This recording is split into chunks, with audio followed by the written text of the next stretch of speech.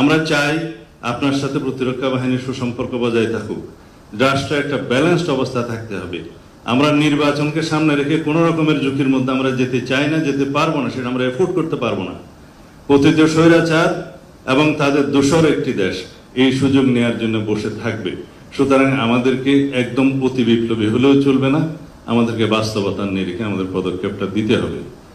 আমি যারা note of ডিসেন্টের বিষয়ে কথা বলছে তাদের উদ্দেশ্যে বলছি যে নোট অফ ডিসেন্ট যেগুলো দেওয়া হয়েছে এগুলোর স্বাধীনতা তো আপনারাই দিয়েছেন আলাপ আলোচনার মধ্যে দিয়ে, এবং এখানে আমরা একত্রিত হয়েছিলাম যে আমরা সবাই আলোচনা করব এভাবেই যে আমরা মাননীয় প্রধান উপদেষ্টা প্রথম দিন থেকে যেটা বলেছে যে রাজনৈতিক দল সমূহ যে সমস্ত বিষয়ে ঐক্যমত্য পোষণ করতে পারবে সেগুলো সংকলিত হয়ে সে একটা জাতীয় সনদ হবে, এবং এই জাতীয় সনদটা পরবর্তী নির্বাচিত পার্লামেন্টে বাস্তবায়িত হবে।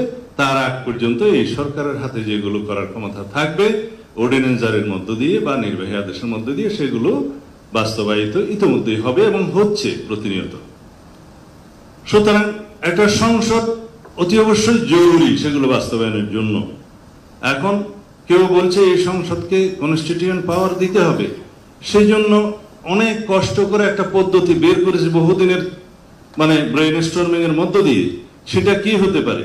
সোভারেইন অথরিটির ডিরাইভ করবে সোভারেইন অথরিটি থেকে সেই কনস্টিটিউয়েন্ট পাওয়ার, কিন্তু সেই পার্লামেন্টকে আমরা কনস্টিটিউয়েন্ট অ্যাসেম্বলি বলছি না, সাধারণ জাতীয় সংসদ নির্বাচন হচ্ছে সেটা, কিন্তু পাওয়ারটা থাকতেছে যদি আমরা একই সাথে গণভোটের মধ্য দিয়ে কনস্টিটিউয়েন্ট পাওয়ার যারা দিতে পারে আর্টিকেল 7 অনুসারে সেই জনগণের, তারা রিপাবলিকের সর্বময় ক্ষমতার মালিক, তাদের পক্ষ থেকে যখন সেটা কনসেন্ট আসবে তখন সেটা কনস্টিটিউয়েন্ট পাওয়ার হচ্ছে, এবং সেই কনস্টিটিউয়েন্ট পাওয়ার অনুবলে আমরা সেগুলো করতে বাধ্য হব। যারা পার্লামেন্টে যাবে তাদের উপরে ইম্পোজ করা হচ্ছে, কেউ এদিক থেকে নড়তে পারবে না। হ্যাঁ, সেই পার্লামেন্ট তার বাইরেও অনেক অ্যামেন্ডমেন্ট নিতে পারবে রাজনৈতিক অঙ্গীকার অনুসারে, জনমতের ভিত্তিতে, আলাপ আলোচনার মধ্যে দিয়ে, বাট এগুলো তাদেরকে অবশ্যই নিতে হবে। সেটা ওখানে হচ্ছে, এই প্রক্রিয়ায় আমরা গেলাম। এখন একটা জাতীয় সংসদ নির্বাচনের 4 মাস বাকি, তার মধ্যে 2 মাস আগে তফসিল ঘোষণা করতে হবে, তার আগে থাকে 1.5-2 মাস। সেই সময়ের মধ্যে আরেকটা বিশাল আয়োজন জাতীয় সংসদের মধ্যে আয়োজন করা মাননীয় উপদেষ্টা বাংলাদেশের প্রেক্ষিতে সেটা কতটুকু বাস্তবায়ন এবং ফলাফলে কি?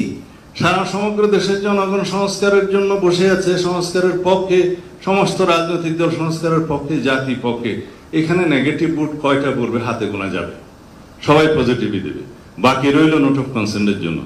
মাননীয় প্রধান উপদেষ্টা বলাই আছে যে সমস্ত রাজনৈতিক দল নির্বাচনী ইশতেহারে নোট অফ ডিসেন্ট গুলো উল্লেখ করে জনগণের ম্যান্ডেট প্রাপ্ত হবে, তারা সেইভাবে নোট অফ ডিসেন্ট গুলো বাস্তবায়ন করতে পারবে।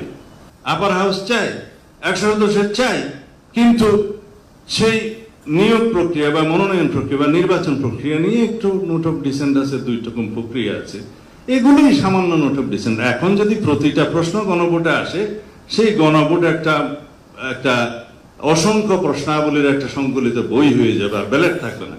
সেই জন্য আমরা জাতীয় সনদটা যেভাবে প্রণীত হয়েছে আমরা সবাই সেভাবে স্বাক্ষর করি, করার পরে সেটা পাবলিশ হবে, ওয়েবসাইটে যাবে, সরকার পাবলিশ করবে, ইলেকশন কমিশন পাবলিশ করবে, সমস্ত নির্বাচিত দল, সমস্ত রাজনৈতিক দলগুলো তাদের ইশতেহারে দিবে, জনগণ অবহিত হবে। ইন টোটাল একটা গণভোট হবে যে এই জুলাই জাতীয় সনদের পক্ষে আপনারা আছেন কি না, হ্যাঁ অথবা না বলেন, ছোট্ট একটা ব্যালট, এই একটা মাত্র কোয়েশ্চেন। এখন যদি এই জুলাই গণভোটটা যদি আগে হবে না পরে হবে, এটা তো ঘটনা একই, এটা তাল ধপ করিয়া পড়িলেও না পড়িয়া ধপ করিলেও কথা তো একই, এটা হ্যাঁ বলবে অথবা না বলবে।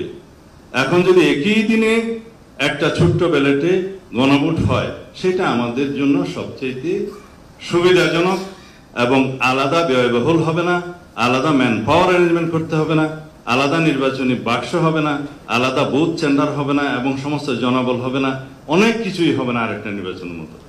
এবং আমরা মনে করি সেটা নির্বাচন বিলম্বিত করার একটা প্রয়াসও হয়তো বা হতে পারে, আমাদের কাছে তাই মনে হয়। তো সুতরাং আমরা একটা সমাধানে যাই মাননীয় প্রধান উপদেষ্টা।